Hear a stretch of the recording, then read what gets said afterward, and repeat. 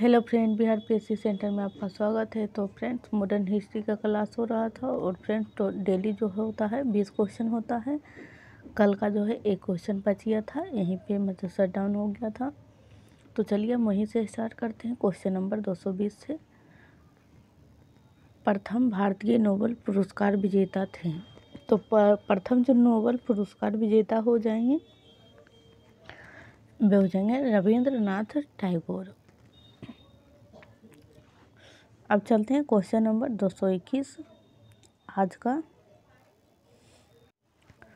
Question number 221, गोदान किसकी रचना है? तो गोदान जो रचना हो जाएगी वो हो जाएगी प्रेमचंद। इसका एक्सप्लेनेशन देख लेते हैं। गोदान जो है प्रेमचंद का अंतिम और सबसे महत्वपूर्ण उपन्यास माना जाता है। कुछ लोग इसे उनकी सर्वोत्तम कृति भी मानते हैं। इसका प्रकाशन 1936 ईस्वी में हिंदी ग्रंथ रत्नाकर कार्यालय यानी बम्बई द्वारा किया गया था। इसमें भारतीय ग्राम समाज एवं परिवेश का जीवन सजीव जो है चित्रण किया गया है और गोदान ग्राम्य जीवन और कृषि संस्कृति का महाकाव्य है। इसमें प्रगतिवाद, गांधीवाद और मार्क्सवाद यानी कि साम्यवाद का पूर्ण परिप्रेक्ष्य में चित्रण हुआ है। मोस्ट इम्पोर्टेंट क्वेश्चन था फ्रेंड्स, क्योंकि ये भी पूछा जाता है कि गोदान जो बुक है वो किस किस से प्रभावित है। तो प्रगतिवाद, गांधीवाद और मार्क्सवाद। चलते हैं नेक्स्ट। ये सभी के लिए फ्रेंड्स, आप बीपीएससी की तैयारी कर रहे हो या फिर बीएसएससी या फिर बिहार एसआई, क्योंकि मॉडर्न हिस्ट्री एक ऐसा पार्ट है जो सभी में पूछा ही जाता है। तो चैनल पे पहली बार आए हैं तो चैनल को सब्सक्राइब कर लें, वीडियो को लाइक ज़रूर करें। क्वेश्चन नंबर 222, निम्न में से किसने सर्वप्रथम प्रेस सेंसरशिप लागू की थी? तो वेलेस्ली ने सर्वप्रथम प्रेस सेंसरशिप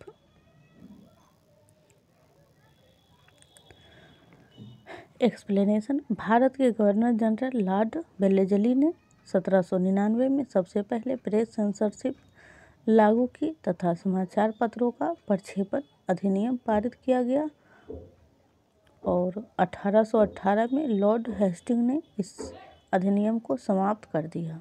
यानी कि कब किया गया? तो 1799 में वेलेस्ली के द्वारा। क्वेश्चन नंबर 223, भारत में ब्रिटेन के सभी संवैधानिक प्रयोगों में सबसे कम समय तक चला।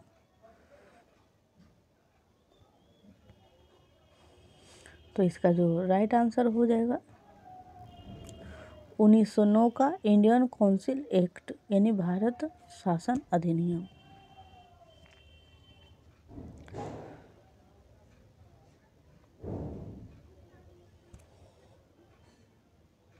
भारत परिषद एक्ट।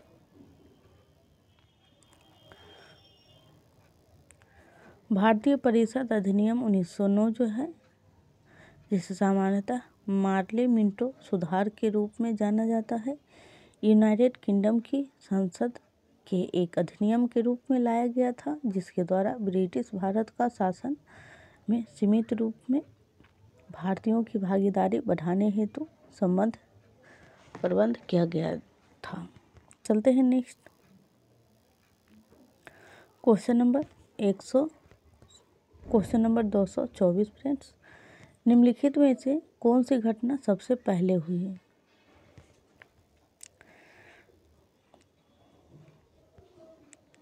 तो ये 4 ऑप्शन दिया हुआ है और इसमें सबसे पहले जो घटना हुई, इसका आंसर देखते हैं किस टाइप से है। तो स्वामी दयानंद ने आर्य समाज की स्थापना की। दीनबंधु मित्र ने नील दर्पण का लेखन किया। बंकिम चंद्र चट्टोपाध्याय ने आनंद मठ का लेखन किया और Satyendra Nath Tagore Indian civil service यानी कि ICS परीक्षा में सफलता पाने वाले पहले भारतीय थे। तो इसका राइट आंसर होगा बी, यानी कि दीनबंधु मित्र ने नील दर्पण का लेखन सबसे पहले किया था। और इसका यहाँ पे एक्सप्लेनेशन देख लेते हैं। बांग्ला नाटककार दीनबंधु मित्र का 1860 में प्रकाशित नाटक नील दर्पण एक सशक्त नाट्य कृति ही नहीं, एक महत्वपूर्ण ऐतिहासिक दस्तावेज भी है। इस नाटक में बंगाल में नील की खेती करने वाले अंग्रेजों के द्वारा शोषण, भारतीय किसानों के ऊपर अमानुषिक अत्याचारों की बड़ी भावपूर्ण अभिव्यक्ति हुई है। तो 1860 में।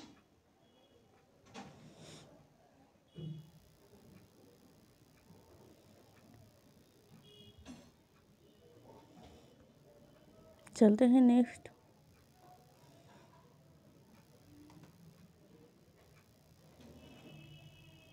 एक मिनट। Question number 225। सुगौली की संधि 1816 ईस्वी में किनके बीच संपन्न हुई थी? तो ईस्ट इंडिया कंपनी और नेपाल। 4 मार्च 1816 को ईस्ट इंडिया कंपनी और नेपाल के राजा सुगौली ने सुगौली की संधि का अनुमोदन कर दिया, जो कि 2 दिसंबर 1815 को हस्ताक्षरित था। इसके साथ ही ब्रिटिश और नेपाल शासन के बीच युद्ध विराम की घोषणा हो गई।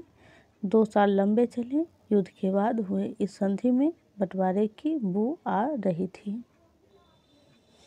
4 मार्च 1816।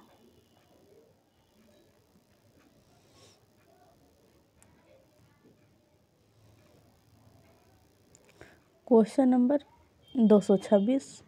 नवाब सिराजुद्दौला एवं ईस्ट इंडिया कंपनी के बीच संघर्ष का मुख्य कारण क्या था? तो अंग्रेजों ने व्यापार छूटों का दुरुपयोग किया। यही कारण था कि नवाब सिराजुद्दौला और ईस्ट इंडिया कंपनी के बीच संघर्ष का प्रमुख कारण बना। मुगल सम्राट के द्वारा अंग्रेजों को निःशुल्क सामुद्रिक व्यापार करने की छूट मिली थी, लेकिन अंग्रेजों ने इसका दुरुपयोग करना शुरू कर दिया। वे अपना व्यक्तिगत व्यापार भी निःशुल्क करने लगे और देसी व्यापारियों को बिना चुंगी दिए व्यापार करने के लिए प्रोत्साहित करने लगे। इससे नवाब को आर्थिक क्षति पहुंची थी। नवाब इन्हें पसंद नहीं करता था। जब उन्होंने व्यापारिक सुविधाओं के दुरुपयोग को बंद करने का निश्चय किया तो अंग्रेज संघर्ष पे उतर आए। Question number 227। डिंडीगुल नाम है तो तमिलनाडु में एक नगर का नाम है। एक प्रीवियस क्वेश्चन है, ये पूछा हुआ क्वेश्चन है बीपीएससी में।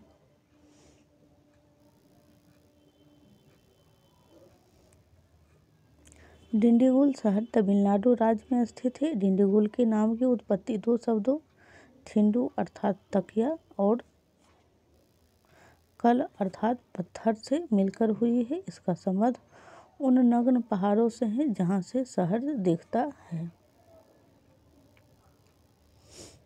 Question number 228। 18वीं सदी में बंगाल में वस्त्र उद्योग के पतन के लिए उत्तरदायी कारण था। 18वीं सदी में बंगाल में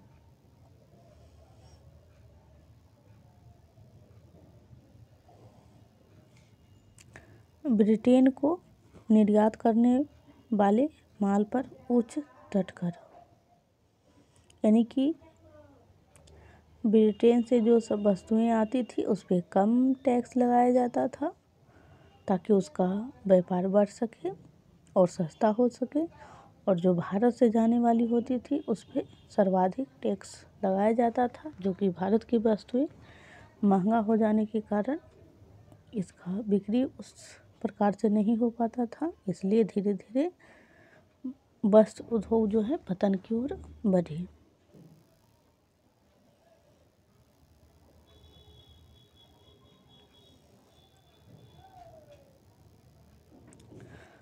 इसका एक्सप्लेनेशन है। 18वीं सदी में बंगाल में वस्त्र उद्योग के पतन के एक कारण नहीं थे बल्कि कई कारण थे।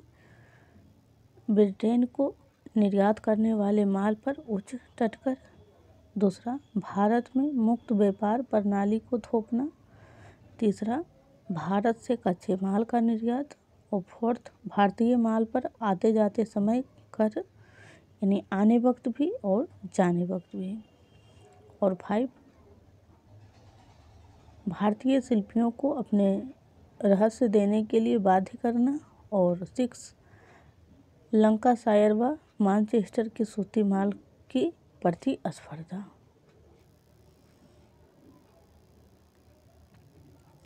क्वेश्चन नंबर 229, रैयतवारी बंदोबस्ती के संदर्भ में निम्नलिखित कथनों पर विचार कीजिए, और पूछा जा रहा है इनमें से कौन सा कथन सही है।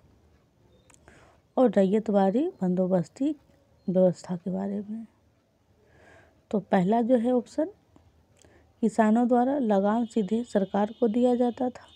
सरकार रैयत को पट्टे देती थी और कर लगाने के पूर्व भूमि का सर्वेक्षण और मूल्य निर्धारण किया जाता था। तो इसका जो राइट आंसर हो जाएगा 229 का, वो सी हो जाएगा। 1, 2 और 3 तीनों ही कथन सही हैं।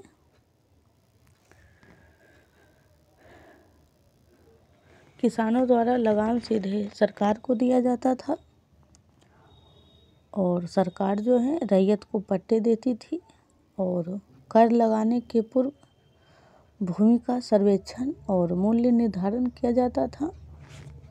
ये तीनों काम करवाया जाता था रैयतवारी बंदोबस्त व्यवस्था में।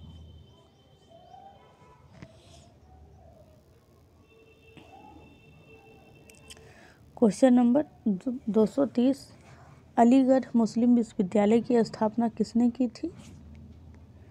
अलीगढ़ मुस्लिम विश्वविद्यालय, तो सैयद अहमद खां। फ्रेंड्स अगर आपने अभी तक वीडियो को लाइक नहीं किया है तो प्लीज़ लाइक ज़रूर कर दें, ताकि और भी इससे अच्छी क्लास आपके सामने प्रस्तुत किया जाए, ताकि आप इसका अधिक लाभ उठा सकें। और फ्रेंड्स, इस चैनल पे सारे कुछ फ्री है, और वो भी chapter wise history, ancient history यानी प्राचीन इतिहास, पॉलिटी और बिहार स्पेशल। तो आप ज़रूर देखें, जो कि आप बीपीएससी दे रहे हों या फिर बिहार एसआई या फिर बीएसएससी, सभी के लिए ये तीनों खंड ही जरूरी होता है। तो चलिए क्वेश्चन नंबर 231, फारसी साप्ताहिक मिरात उल अखबार को प्रकाशित करते थे। मिरात उल अखबार, तो मिरात उल अखबार जो प्रकाशित किया जाता था वो राजा राम मोहन राय के द्वारा, और ये साप्ताहिक था।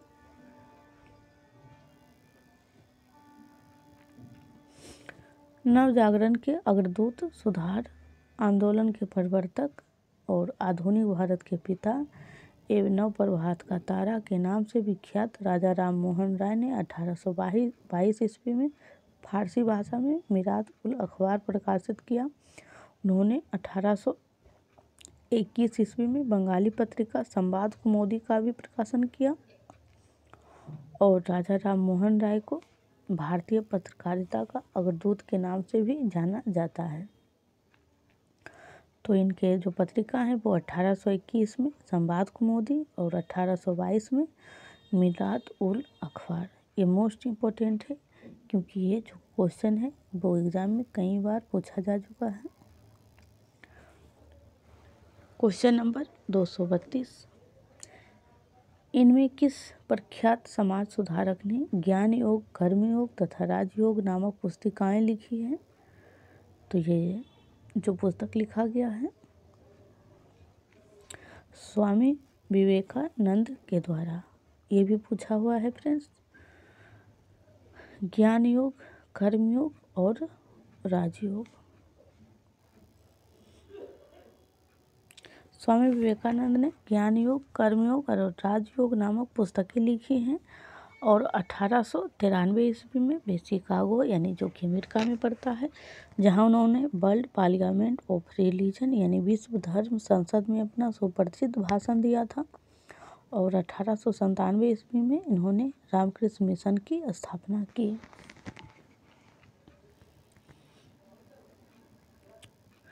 क्वेश्चन नंबर 233, गांधी का चंपारण सत्याग्रह किससे जुड़ा था?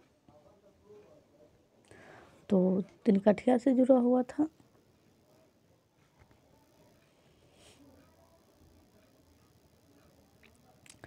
इसमें जो मुख्य पॉइंट है उसे मैं बता देती हूँ। ये जो चंपारण सत्याग्रह है ये बिहार के चंपारण जिला में हुआ था और ये जो हुआ था 1917 में हुआ था और इसमें जो भूमि का माप था वो था 20 कट्ठा में, यानी कि 3 कट्ठा पे नील का खेती अवश्य करना था।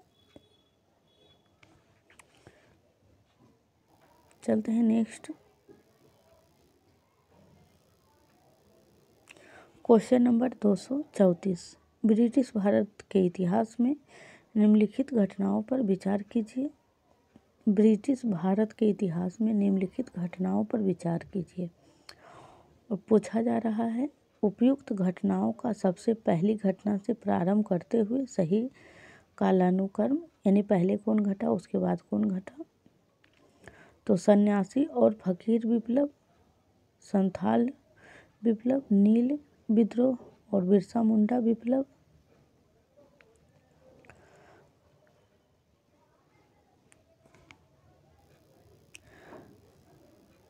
तो ये जो घटना घटी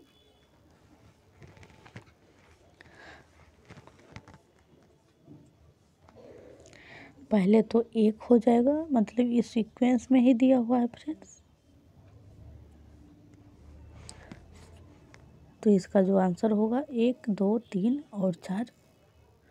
और देख लीजिए, पहले सन्यासी और फकीर विप्लव हुआ, फिर संथाल विप्लव हुआ और नील विद्रोह और बिरसा मुंडा विप्लव।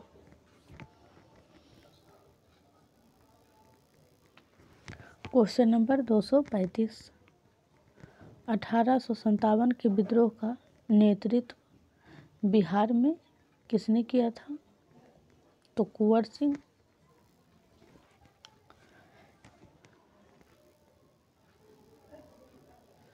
1857 में जगदीशपुर में विद्रोह की अगुवाई करने वाले कुंवर सिंह बिहार के आरा जिले से संबंधित थे और जब उन्होंने अंग्रेजों के विरुद्ध विद्रोह का झंडा बुलंद किया, प्रकृति ने उन्हें अदम्य शौर्य, वीरता और सेना नायक के आदर्श गुणों से मंडित किया था। इसी कारण उन्हें सही रूप में विद्रोह के दौरान बिहार का सिंह माना जाता है। क्वेश्चन नंबर 236, निम्नलिखित में से कौन इलाहाबाद में 1857 के संग्राम का नेता था? इलाहाबाद से तो मौलवी लियाकत अली जो थे वो इलाहाबाद से 1857 की क्रांति में नेतृत्व कर रहे थे।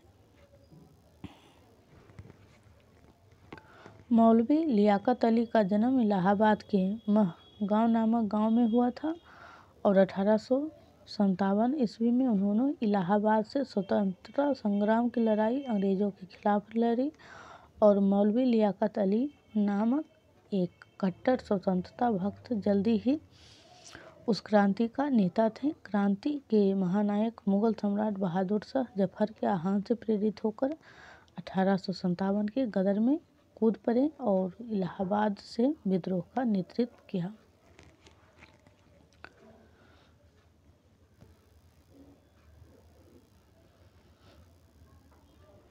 क्वेश्चन नंबर 237, निम्नलिखित में से किस एक ने सन 1875 में हाउस ऑफ कॉमन्स में एक याचिका प्रस्तुत करते हुए ब्रिटिश संसद में भारत के प्रत्यक्ष प्रतिनिधित्व की मांग की?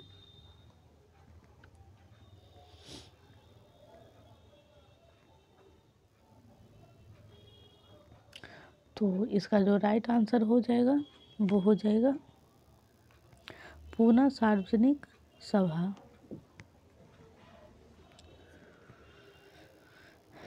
पूना सार्वजनिक सभा में 1875 में हाउस ऑफ कॉमन्स में एक याचिका प्रस्तुत करते हुए ब्रिटिश संसद में भारत के प्रत्यक्ष प्रतिनिधित्व की मांग की गई।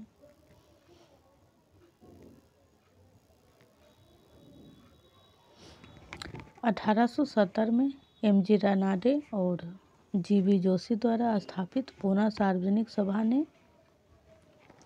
1875 में ब्रिटिश संसद में भारतीय प्रतिनिधित्व की मांग प्रस्तुत की थी। पूना सार्वजनिक सभा की स्थापना 1870 में एम.जी. रानाडे तथा जी.बी. जोशी के द्वारा की गई थी। रानाडे ने सभा को विलक्षण नेतृत्व प्रदान किया और 1875 में इस संस्था ने ब्रिटिश संसद में भारतीयों के प्रत्यक्ष प्रतिनिधित्व की मांग करते हुए हाउस ऑफ कॉमन्स के समक्ष, यानी कि जो ब्रिटेन की संसद थी, याचिका प्रस्तुत की। तो ये जो पूना सार्वजनिक सभा है उसके जो संगठनकर्ता हैं वो हैं एम.जी. रानाडे और जी.बी. जोशी, जो कि इसकी स्थापना 1870 में हुआ और 1875 में ब्रिटिश संसद में इन्होंने अपनी मांगें रखी। क्वेश्चन नंबर 238, लंदन में 13 मार्च को सर माइकल ओडायर को गोली से मारा गया।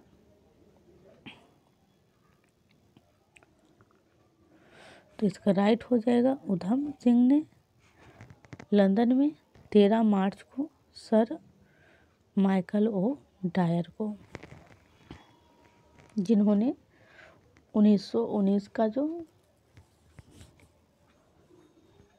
हत्याकांड था उसमें इन्होंने गोली चलाया था। चलते हैं नेक्स्ट,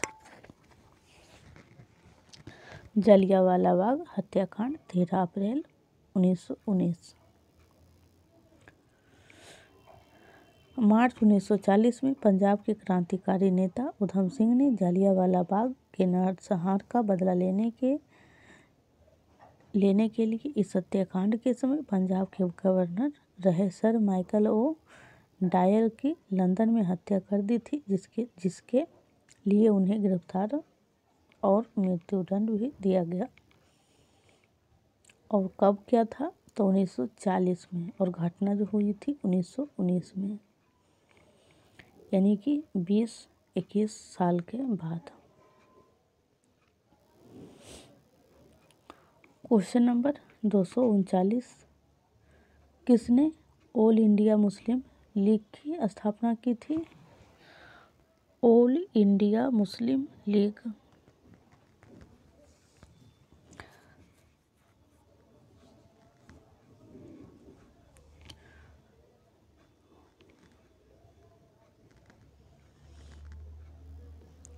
नवाब सलीमुल्लाह खान।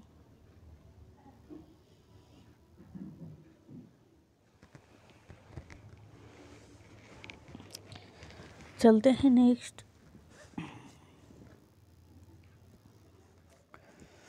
मुस्लिम नेताओं ने ढाका के नवाब सलीमुल्लाह के नेतृत्व में 30 दिसंबर 1906 को ढाका में मुस्लिम लीग की स्थापना की। कब की?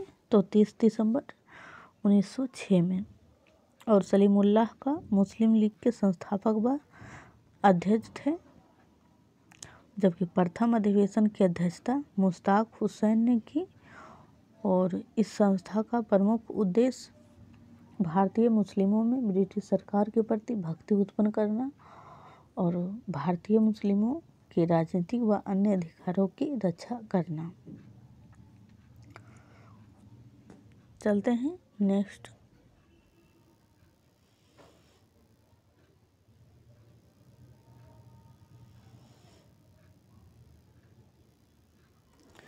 Question number 240। और फ्रेंड्स, आज का जो लेक्चर है इसका लास्ट क्वेश्चन है, फिर हम कल मिलेंगे। तो फ्रेंड्स, अगर आपने अभी तक भी वीडियो को लाइक नहीं किया है तो प्लीज़ लाइक कर दें, चैनल को सब्सक्राइब कर दें। हो सकता है यूट्यूब अपडेट होने के बाद आप कहीं पे भी पढ़ेंगे तो आपको सब्सक्रिप्शन यानी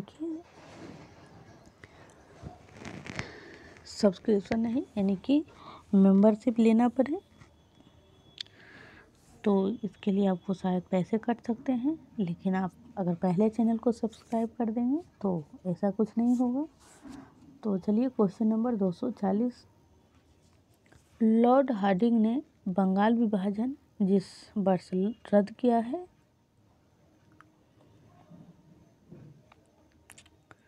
तो 1911 में। और कई चैनल पे फ्रेंड्स ऐसा लागू भी हो चुका है।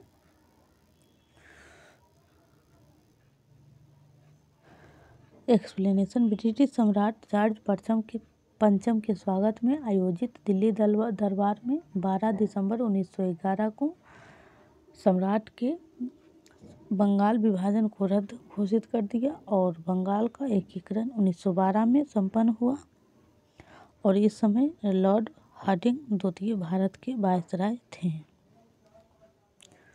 तो पूछा जाए कि जो बंगाल का विभाजन है वो किस वायसराय के कार्यकाल में हुआ, तो उस समय लॉर्ड हार्डिंग जो था द्वितीय भारत में वायसराय थे। तो फ्रेंड्स आज के लिए इतना ही। अब फिर मिलते हैं कल